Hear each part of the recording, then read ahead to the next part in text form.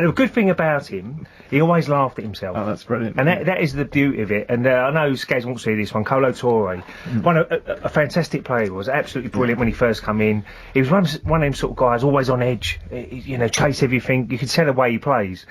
Anyway, come into training one day, and what he used to do for trialists, he set up a game. So, you know, usually if it's a centre forward, he put Martin Keown on him because he knows he's going to try and kick him and whatever. And if he can handle that, he might be a decent player. But this one day, they had Kolo Toure, Martin Keown, so Kolo Toure's first training session.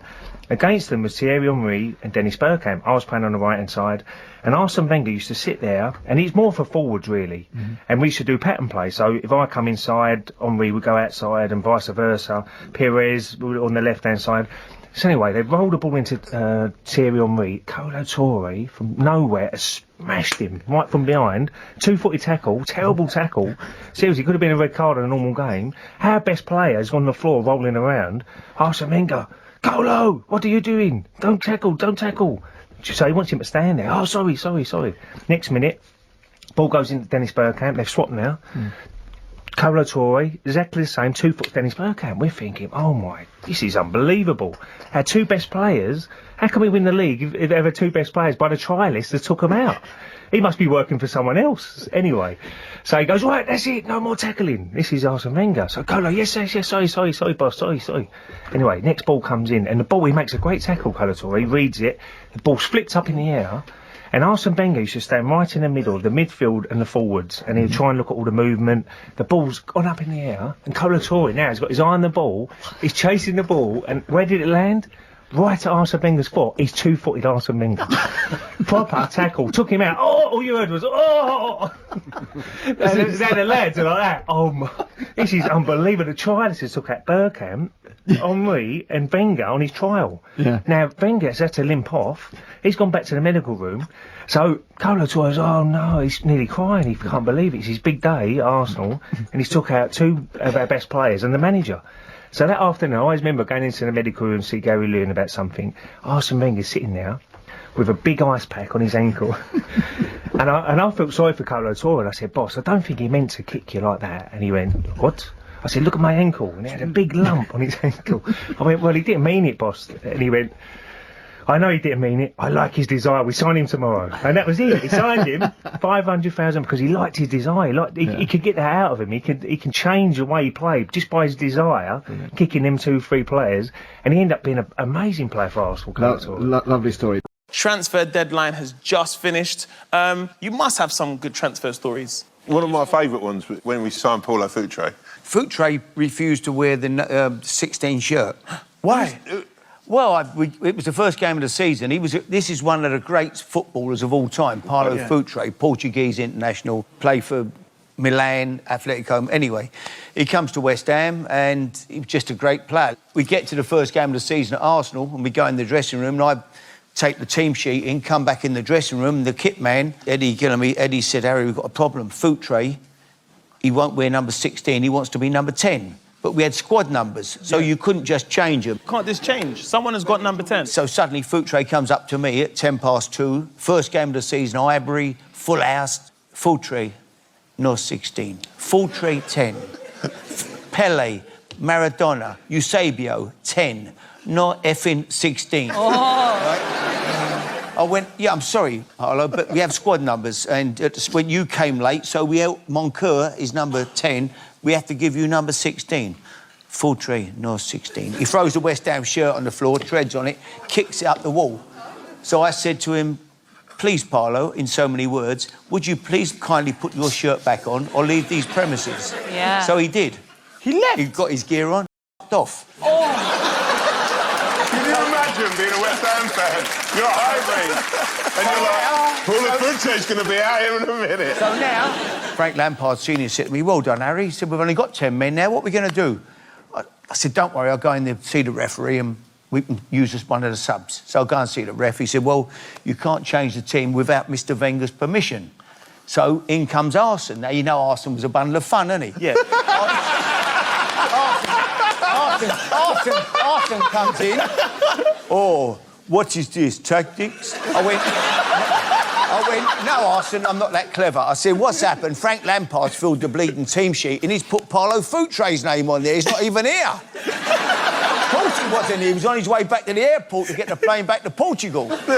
So he said, oh, well, in the end he gave in, you know, and he went, yeah, OK, you know. They still beat us 3-0, I think. But... I was lucky to play in 5 FA Cups finals. Won 4, but this one always sticks out, the one I scored a cup final goal in.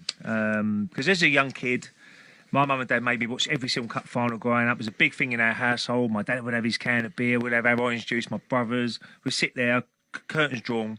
So to play in one was brilliant, but to score a goal in one was excellent. And this was at Millennium Stadium. So on the way home, you're buzzing. You can't believe it, just scored an FA Cup final. So I'm on the plane coming home, and the stewardess walked past me, and all I said to her, I said, can I have a beer, please? Simple, bottle of beer. So she's back, gives me this beer. Well done today. Oh, thanks very much. Just about to drink this beer, and Arsene Wenger looks at me, no drinking. Big game Wednesday, Old Trafford, to win a double. And I said, boss, it's only Saturday. I'll be fine by Wednesday. I'm going to have a couple of beers. No drinking, that's it. Anyway. So I slip off to the back of the plane. My family's at the back, and one of my brothers, I said, Gene, give us one of your beers. So just about to drink this beer. Arsene Wenger's walked all the way down the plane in front of all the families. If I see you drinking once more, 2 weeks' wages fine. I was like, whoa, I don't really want that beer, Jim. You have it back. So I get off the plane, and I've got a table booked for 2 people in this restaurant in Upminster, and I was going to go there, win or lose. I'm single at the time, okay. So I'm taking a new young lady out anyway. I haven't told the restaurant I can't drink. They're all Arsenal fans in there. So I've turned up on my table, and on my table, what was on there? A bottle of champagne from the restaurant saying, well done, you've scored in the cup final. So I look at this young lady, I say, should we have a drink or not? I said, come on, we'll have a couple. It won't get out of hand. So next minute, you know what it's like, you get the taste, and then we have another bottle, and then next minute we're on Sambucas, tequila slammers, and I can't even stand up. I'm stumbling out of this restaurant, I trip over tables and whatever. So next day in training, I have to go in training next morning. So as I walk in, I'm looking around. As soon as I see one of the lads, I said, where's the boss? Where's Arsene Wenger? He's on the training field. Oh, brilliant. All I had to do was a warm down. So you go on a bike for 20 minutes, quick stretch, quick massage, gone, out the door before Arsene Wenger even comes back into the building. He hasn't seen me. So I've done my little bit of work, what I had to do, out the door. Now I'm going round to my mum and dad's house, and I always stop at this social club, which is round the corner. It's like Phoenix Nights. It's fantastic. Anyway, so I walk in this social club. As I walk in there, all my mates are there. All my mates are sitting there. Go, well done, we've backed you first goal scorer. We've had 2-0. One of them had me first goal scorer and 2-0, 125-1. Get him a drink. I said, lads, I can't drink today. I had a right good drink last night. I've got to get ready for Wednesday. I'll have 1 pint with you, and I'm going. So there I was, had a quick pint. Next minute, you know, it's like, Max, you're enjoying yourself, you're having a right laugh. Absolutely. 8 pints later, I'm still in this pub. Oh, really? I didn't even turn up for my mum's dinner. She was fuming. Oh, seriously? In the end, I had 2 bags of peanuts and 8 pints of Guinness. And then I went back to my house in Emerson Park. Okay. So we get to the game Wednesday. We have a blinder. No Bergkamp, no Henry, Carnu up front, Wiltord up front. We get the only goal of the game, and it was a real tough game. Keane, Scholes in midfield, fantastic. Anyway, we just won the game 1-0, won the double, fantastic. I'm walking up the tunnel after the game. Sky Sports right at the end. Ray, can we have a word with you? Why is that? Because you got man of the match. I was like, no, can't believe this. What a week I've had to score a cup final goal, get man of the match in a massive game like Old Trafford to win a double. So anyway, what they give me? A big bottle of champagne. So now we're definitely going out tonight. Everybody's going here, out. Isn't there? There's a pattern. Everybody's going out tonight. Anyway, I go into the dressing room area after my interview, full of myself. Well done, lads, brilliant. We can go out tonight, have a right good time. All of a sudden, Arsene Wenger looks at me, I want a word with you. So I go, oh no, that restaurant, I fell over 3 tables. Someone's written a letter in, I'm going to get fined 2 weeks' wages. So he takes me round the back where no one is, and he looks at me and says, you was fantastic tonight. Absolutely different class. I said, boss, what a week I've had to score in a cup final. Now I've got man of the match at Old Trafford. You can't get better than this. This week is the best week I've ever had. And he looked at me and went, do you know what it was? I said, no, boss. He went, I'll stop you drinking that beer on that plane. So he ain't that good, is he? You were there at Arsenal for that changing of the guard. Yeah. Were you one of those guys who were really unhappy with all the, the new dietary requirements, all the discipline he introduced? I was devastated. You know, you're talking about a black man that needs seasoning on his food. Bro. You know, so Arsene Wenger came in, and we're talking about, you know, we'd probably have to eat that in its full like it is, because like no salt, no anything. All we can do is drink water and eat food. Like the chicken literally just boiled, and it just looks like just wrong. Yeah. You know, everything was just, you know, it was just for fuel. Is it true you couldn't have tea? Couldn't have tea, couldn't have anything. I remember there was a time I used to share a room with Dennis Bergkamp, and like Dennis is the greatest player I've ever played with, and you know, we shared a room and we was total opposites, chalk and cheese and personalities. And once we started doing it, Dennis done it to the max, man. You know, if the boss said you drink a quarter pint of water, that's what he would do. I'd drink a pint of water. But the thing is, I remember I snuck in some tea bags, and so rock and roll. Yeah.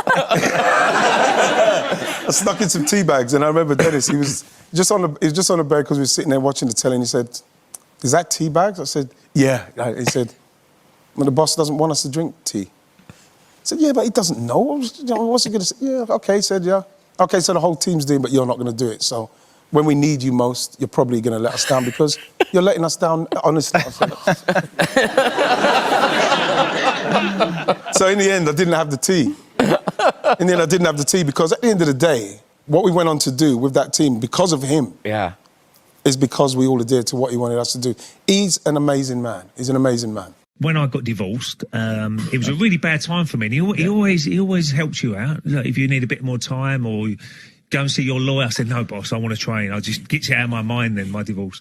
And when it come out, broke in the papers that I'd lost and my ex-wife was going to get 40% of my future income. Yeah. He read the article. We always used to read the articles. Oh, right. So what we used to do in the mornings is go and get all your strap-ins done in the medical room. Yeah. All the players would be in there, all having a bit of fun, a bit of a laughter. And Arsene Wenger always used to walk in. Always. Did they have a whip round? No, they didn't have a whip round. And you get a bit of stick then, you know, and you've taken it, no problem.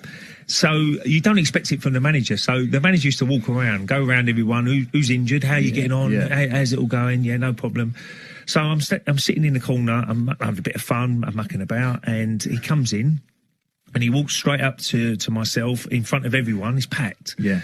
And it all goes quiet. "Oh, Ray, I've just read the papers. You've had some bad news. You've just lost 40% of your future income.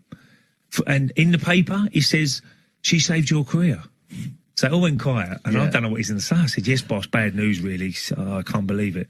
He went, "Ray, where's my 40%? I've saved your career as well." And he walked off laughing. And that's the sort of guy he was. And all the players were cracking up. And, you know, he was a very funny man. The only time Arsene Wenger ever coached defensive work was when we played you in that cup game.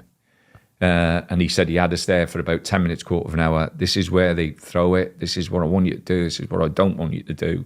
You know, You know, obviously the throw-in is that's how they usually beat us. So he worked all on this. And he said he was, you know, I'd never known him so uptight. Yeah. Going in. In his head. We're thinking, in his head, massively, yeah. We're thinking, it's only Stoke.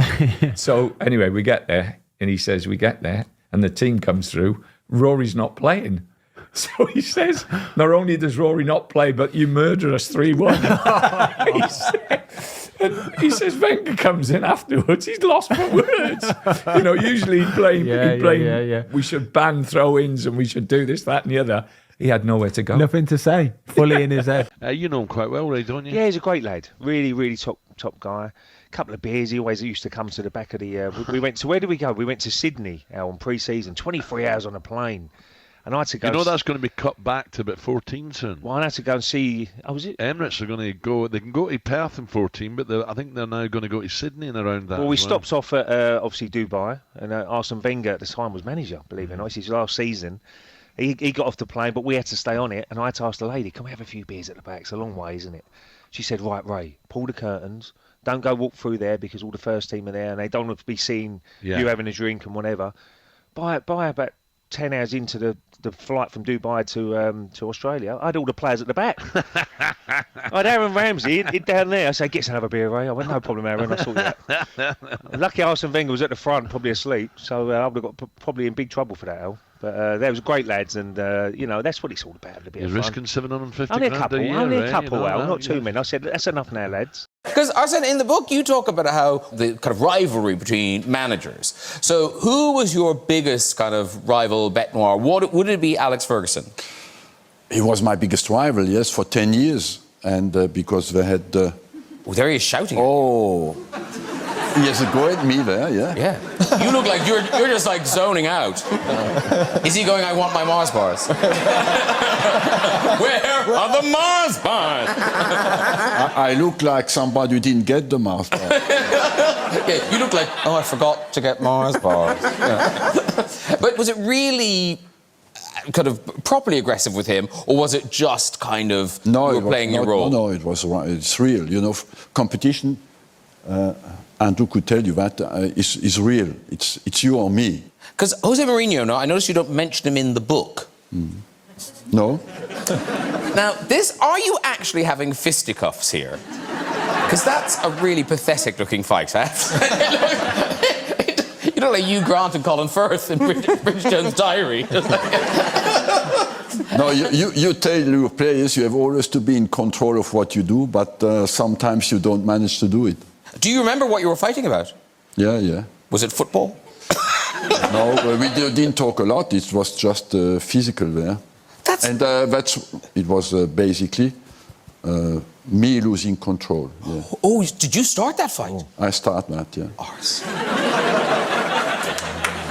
Oh, they're happy. Wow. You can give me the yellow card now. Pick a side. Or the red even. You know what? My first ever game for Arsenal, walked into the dressing room at half-time and it was quiet. No one said a word for 10 minutes. And then Arsene came and said a few things, and then... In what tone? Just a quiet tone? Yeah, he was really calm, like really... It was based around tactics, and if we were down, like, we keep going, keep playing. He was always about play our stuff and we'd be all right. Okay. And then Cesc stood up in that one, or...? Yeah, Cesc would have stood up, or not stood up and like said, right, you need to go there, but like tried to motivate us. Did you ever see Arsene Wenger lose it? You know, we hear about the hairdryer. Once. You or other players? No, at the whole team. What we were 4-0 down at half-time at Anfield, and it could have been about 8-0. They were a joke that day. And he lost it. Did you win the second half? No, we drew it 1-1. 1-1, okay. Yeah, we finished 5-1. When you say lost it, tell me what He lost happened. it. He said there's fans out there pay good money to come watch you, and you give that performance, you need to get out there and win the second half. The second half we were better, but we still weren't good enough.